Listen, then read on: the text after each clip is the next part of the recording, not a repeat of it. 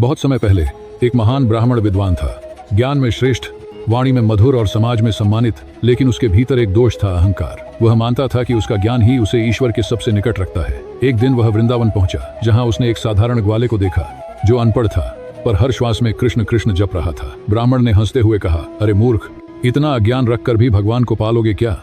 ग्वाले ने शांत स्वर में उत्तर दिया, मुझे नहीं पता शास्त्र क्या कहते हैं, पर मुझे इतना पता है कि मेरा मन कृष्ण से दूर नहीं जाता। यह वाक्य ब्राह्मण के हृदय में तीर बनकर चुभ गया। उस रात वह सो नहीं सका। उसका ज्ञान उसे चैन नहीं दे पा रहा था। वह समझ गया, ईश्वर ज्ञान से नहीं, समर्पण से मिलते हैं। अगली सुबह उसने अपने ग्रंथ, अपनी प्रतिष्ठा और अपने अहंकार को वहीं छोड़ दिया और केवल एक नाम अपने साथ लिया, श्री कृष्ण। वह ग्वाले के चरणों में बैठ गया, शिष्य बनकर। कई वर्षों बाद एक दिन वही ग्वाला हंसते हुए बोला, अब तुम मुझे नहीं पहचान पाए।